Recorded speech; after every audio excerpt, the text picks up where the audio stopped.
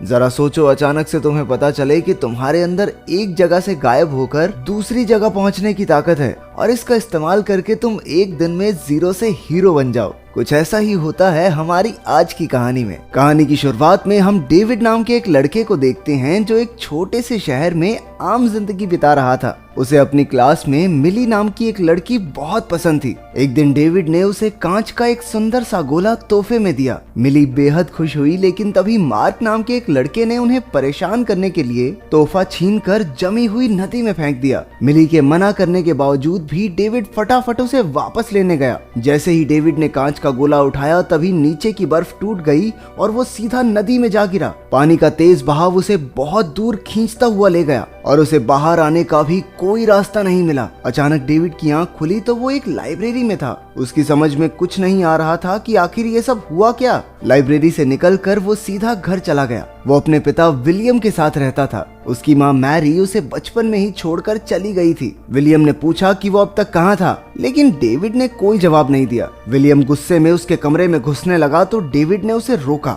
जैसे ही वो अंदर आया, डेविड अचानक से फिर से गायब होकर लाइब्रेरी में पहुंच गया। अब डेविड को एहसास हो गया था कि वो एक ही पल में एक जगह से दूसरी जगह जा सकता है। वो अपने कमरे में पहुंचा और बचे हुए पैसे लेकर किसी नए शहर में नई जिंदगी की शुरुआत करने का फैसला किया। फिर उसने अपनी शक्तियों को एक पार्क में आजमा कर देखा। बाद में उसने एक मैगजीन में दुनिया भर के सुंदर सुंदर शहरों की तस्वीरें देखकर वहां जाने की कोशिश की। उसे एक बिल्डिंग दिखी जहां वो बचपन में अपनी माँ के साथ गया था। अचानक उसके कमरे की सारी चीजें हवा में उड़ने लगी और डेविड गायब होकर उसी बिल्डिंग में पहुंच गया। अब उसे एहसास हुआ कि वो सिर्फ उन्हीं जगहों तक पहुंच सकता है जहां वो पहले भी जा चुका है। अब उसने अपनी शक्तियों से एक बैंक लूटने का फैसला किया। वो बैंक में बाथरूम जाने का कहकर तिजोरी वाले रास्ते पर चला गया। इसके बाद शाम को वो गायब होकर तिजोरी में पहुंचा और जी भर कर पैसा लूटा। वो एक बैग भरकर अपने कमरे में ले जाता और फिर तिजोरी से दूसरा बैग भरने पहुंच जाता। अगली सुबह बैंक में चोरी की जांच शुरू हुई।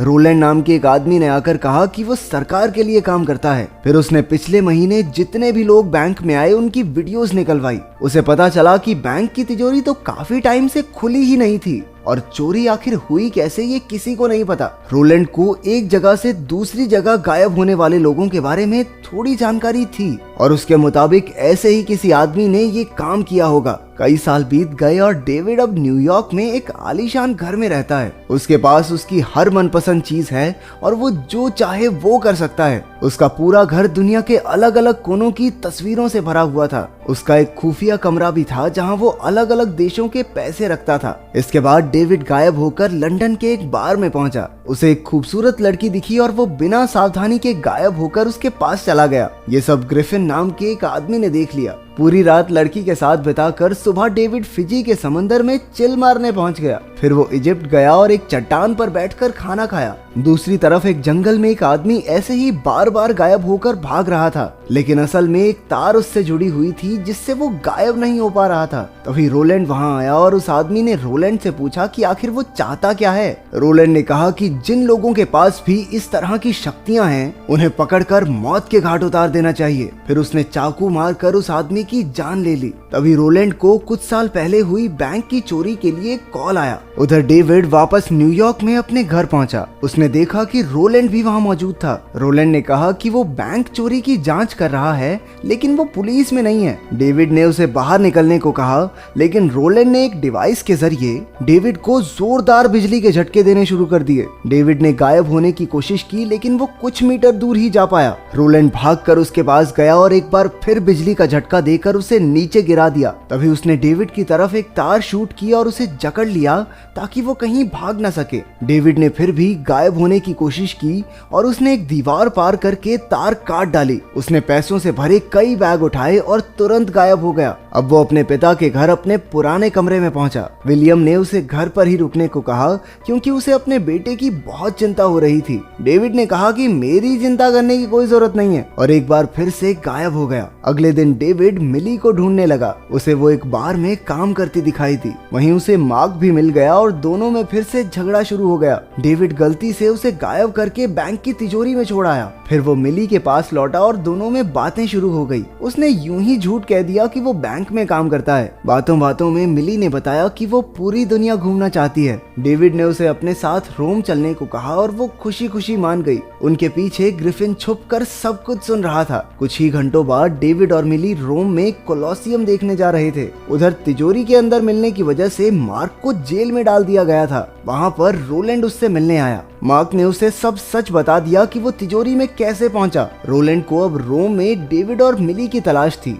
वहीं रोम में डेविड और मिली की बातें प्यार भरे लम्हों में बदल गई। शाम को डेविड उसे कोलोसियम के बंद हिस्से में ले गया और गार्ड से छिपकर उसे घुमाने लगा। वहीं उसकी मुलाकात ग्रिफिन से हो गई। ग्रिफिन ने बताया कि उसके पास भी गायब होने की शक्तियां हैं। वो अपने जैसे लोगों को जंपर्स बुलाता था। उसने डेविड को सावधान किया कि पैलेडिन्स नाम के लोग जंपर्स को खत्म करना चाहते हैं। उसी वक्त वहां 2 पैलेडिन्स अपने हथियारों के साथ पहुंचे। जबरदस्त लड़ाई शुरू हो गई और डेविड ने अचानक भागने की कोशिश की, लेकिन एक बिजली की तार ने उसे जकड़ लिया। तभी पीछे से ग्रिफिन ने दोनों पैलेडियंस पर हमला किया और डेविड की जान बचाई। फिर वो गायब होकर अपने खुफिया ठिकाने पर चला गया। डेविड ने देखा कि उसके पीछे एक निशान छूट गया था जिसे जंप स्कार कहते हैं। डेविड उसी में कूदकर ग्रिफिन के पीछे चला गया। ग्रिफिन ने उसे धमकाकर वापस लौट जाने को कहा और डेविड मिली के पास लौट आया। डेविड उसे कोलोसियम से बाहर ले आया, लेकिन इससे पहले वो कुछ समझ पाता पुलिस ने आकर उसे पकड़ लिया। पूछताछ के दौरान वो कहने लगा कि वो तो गलती से बंद हिस्सों में चला गया था। इसके बाद वहाँ एक बड़ी ऑफिसर आई जो असल में उसकी मां मैरी ही थी।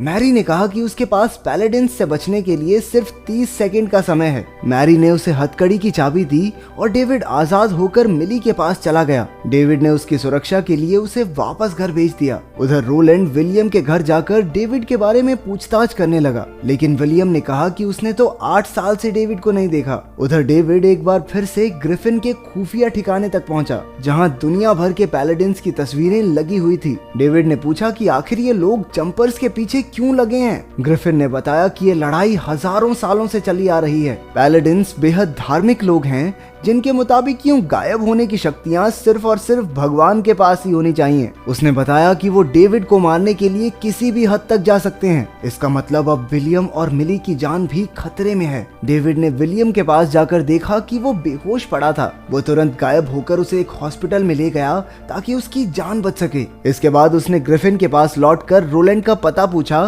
क्योंकि अब वो उसे मारना चाहता था। ग्रिफिन ने बताया कि वो 10 साल से रोलैंड को नहीं पकड़ पाया, लेकिन डेविड जानता था कि रोलैंड अब मिली के पास जाएगा। उन्होंने एक प्लान बनाया और डेविड मिली के पास पहुंचा। मिली ने कहा कि वो अब उससे कोई रिश्ता नहीं रखना चाहती, लेकिन तभी रोलैंड और उसके आदमी वहां आ गए। इसलिए डेविड ने उसे अपनी शक्तियों के बारे में सब सच बता दिया। वो डरकर दूर भागने लगी, लेकिन डेविड उसे पकड़कर गायब हो गया और ग्रिफिन के ठिकाने तक ले आया। रोलैंड ने देखा कि घर खाली था, लेकिन उसे एक जंप स्कार मिला। उसने एक डिवाइस निकाला और उस पर रख दिया, जिसके जरिए वो उसी रास्ते से जा पाएंगे जहां से जंपर्स गए थे। मिली को वहां देखकर ग्रिफिन गुस्सा हो गया, क्योंकि अब पैलेडिन्स भी उनके ठिकाने तक पहुंच जाएंगे, और हुआ भी बिल्कुल वैसा ही। अचानक रोलैंड वहां आ गया और उसने डेविड को तार से बांधकर छत से टांग दिया। उधर ग्रिफिन ने भी फ्लेम थ्रोअर से रोलैंड पर हमला कर दिया। ग्रिफिन और रोलैंड की जमकर लड़ाई शुरू हो गई। दोनों अपनी शक्तियों का खेल दिखा रहे थे। ग्रिफिन अचानक गायब होकर एक तेज बस के साथ लौटा,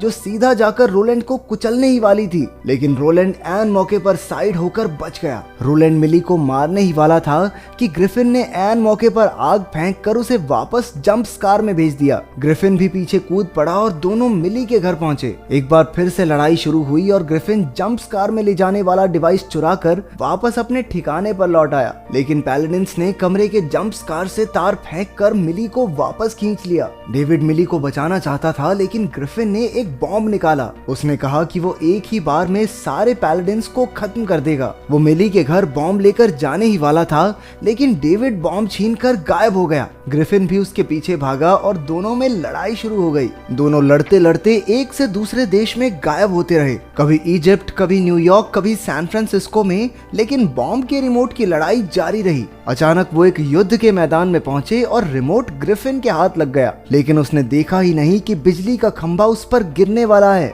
डेविड उसे लेकर लेकर वहां पहुंच गया और जोरदार बिजली ने ग्रिफिन को जकड़ लिया। ग्रिफिन ने मरते मरते डेविड से कहा कि वो मिली के घर ना जाए क्योंकि 5 पैलेडिन्स उसे चुटकियों में खत्म कर देंगे। लेकिन डेविड मिली को बचाने के लिए कुछ भी कर सकता था। वो वहां पहुंचा और पैलेडिन्स ने उसे एक ही पल में छत से टांग दिया। डेविड ने फिर पूरा जोर लगाकर गायब होने की कोशिश की, जिससे पूरा घर हिलने लगा। अचानक वो पूरे घर के साथ ही उस नदी में गायब हो गया जहां उसे पहली बार अपनी शक्तियां मिली थी। कुछ पैलेडिन्स डूब गए और डेविड घर को लाइब्रेरी में ले गया। उसने देखा कि रोलैंड अब भी जिंदा था। आखिरकार वो उसे लेकर गायब हुआ और कैनियन के सुनसान पहाड़ों पर अकेला छोड़ दिया। कुछ समय बाद वो अपनी माँ से फिर मिला। आखिरकार मैरी ने उसे बताया कि वो खुद भी एक पैलेडिन है। जब डेविड 5 साल की उम्र में पहली बार गायब हुआ तो मैरी को दिल पे पत्थर रखकर उसे छोड़कर जाना पड़ा ताकि बाकी पैलेडिन्स उस तक ना पहुंच पाएं। अब भी वो दोनों कभी साथ नहीं रह सकते, इसलिए डेविड मिली के साथ गायब होकर एक नए शहर में जिंदगी बिताने लगा।